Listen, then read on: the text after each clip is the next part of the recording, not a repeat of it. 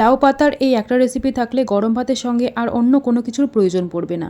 আমার কাছে মাছ মাংসের থেকেও এই রেসিপিগুলো সব থেকে বেশি পছন্দের। খুব বেশি প্রয়োজন নেই, গরম গরম ভাতের সঙ্গে শুধু 1 চামচ হলেই যথেষ্ট। কি বানাচ্ছি সেটা তো অবশ্যই বুঝতে পেরে গেছো।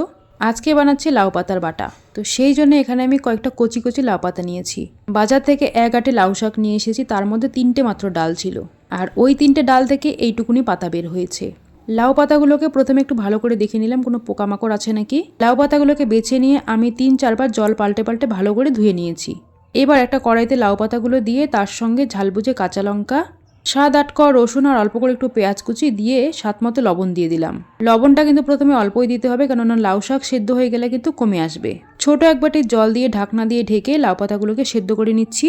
2 মিনিট পর ঢাকনা খুলে একটু নেড়ে চেড়ে মিশিয়ে দিচ্ছি, যেহেতু আমি লবণ দিয়েছিলাম। মিশিয়ে নেওয়া হয়ে গেলে ঢাকনা দিয়ে ঢেকে আবারও অপেক্ষা করব জলটা শুকিয়ে আসা অবধি। তবে আমি কিন্তু গ্যাসের আঁচটাকে হাইতে রেখে লাউ পাতাটাকে সেদ্ধ করে নিয়েছি। গ্যাসের আঁচটাকে কমিয়ে দিলে লাউ পাতাগুলো কিন্তু কালো হয়ে যাবে। এবার দেখো লাউ পাতাগুলো কিন্তু জল টেনে নিয়েছে, একদম শুকনো শুকনো হয়ে গেছে। একটু নেড়ে চেড়ে মিশিয়ে নিয়ে এবার লাউ পাতাগুলোকে নামিয়ে নিচ্ছি। আর নামিয়ে একটু ঠান্ডা করে নিতে হবে। ঠান্ডা হয়ে গেলে এগুলোকে কিন্তু আমাদের বেটে নিতে হবে। তো চাইলে কিন্তু তোমরা শিলবাটায় বেটে নিতে পারো, তবে আমি কিন্তু মিক্সি জারে বেটে নিচ্ছি। তবে শিলবাটায় বেটে নিলে সেই ভর্তাটা খেতে আরও বেশি টেস্টি হয়। তবে শিলবাটায় বাটতে গেলে একটু সময় লেগে যাবে, সেই জন্য আমি মিক্সি জারে নিয়ে তাড়াতাড়ি বেটে নিচ্ছি। আর মিক্সি জারে নিয়ে আমি কিন্তু খুব বেশি মিহি করে বাটবো না, অল্প সময়ের জন্য মিক্সি জারটাকে চালিয়ে আবার বন্ধ করে দেবো। এই যে দেখো, দেখতেই পাচ্ছ আমি কিন্তু খুব বেশি একদম মিহি করে বাটিনি। পেঁয়াজ আর লাউ পাতা কিন্তু এখন একটু দানা দানা আছে, এরকম করে রাখতে হবে। চাইলে মিহি করেও বাটা যায়, তবে এরকম করে বাটলে খেতে বেশি ভালো লাগে। এবার একটা কড়াইতে 2 চামচ মতো সর্ষের তেল গরম করে তার মধ্যে 1/2 চামচের থেকে একটু কম কালো জিরে দিয়ে দিলাম। আর কালো জিরেটাকে নেড়ে চেড়ে তেলের সঙ্গে খুব ভালো করে ভেজে নিচ্ছি, যাতে করে কালো জিরে পুরো ফ্লেভারটা তেলের মধ্যে চলে আসে। প্রায় 30-40 সেকেন্ড মতো কালো জিরেটাকে আমি ভেজে নিয়েছি। এরপর লাউ পাতা বাটাটাকে তেলের মধ্যে দিয়ে দেবো। লাউ পাতা বাটা দেওয়ার পরে নেড়ে চেড়ে খুব ভালো করে একটু ভাজা ভাজা করে নিতে হবে। এইভাবে লাউ পাতা বাটা করে দেখবে, এই লাউ পাতা বাটা দিয়ে 1 থালা ভাত নিমেষেই শেষ হয়ে যাবে। এটা এতটাই টেস্টি হয়।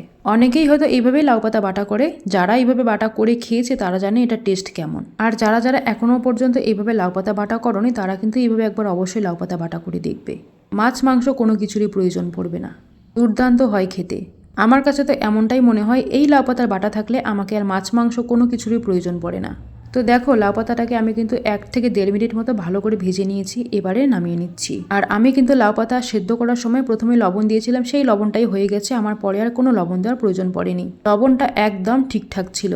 আর দেখতেই পাচ্ছ লাউ পাতা কমে গিয়ে কতটুকু হয়েছে, ভর্তাও একদম অল্প হয়ে গেছে। তো যখনই আমি এইভাবে লাউ পাতা বাটা করি, আমি কিন্তু নিজেকে আর আটকাতে পারি না, সেই জন্য ভাত নিয়ে বসে পড়েছি। একটু একটু করে লাউ পাতা বাটা দিয়ে ভাত মেখে খাওয়ার সে যে কি শান্তি। যারা লাউ পাতা বাটা খেতে ভালোবাসে একমাত্র তারাই বুঝবে। তো যাই হোক, এই ছিল আজকের আমার রেসিপি। কেমন লাগলো তোমাদেরকে রেসিপিটা অবশ্যই আমাকে কমেন্টে জানাবে। যদি ভালো লাগে লাইক কমেন্ট শেয়ার করে দিয়ে আমার পেজটিকে ফলো করে দেবে। আর ইউটিউব চ্যানেল থেকে দেখলে চ্যানেলটিকে অবশ্যই সাবস্ক্রাইব করে দেবে।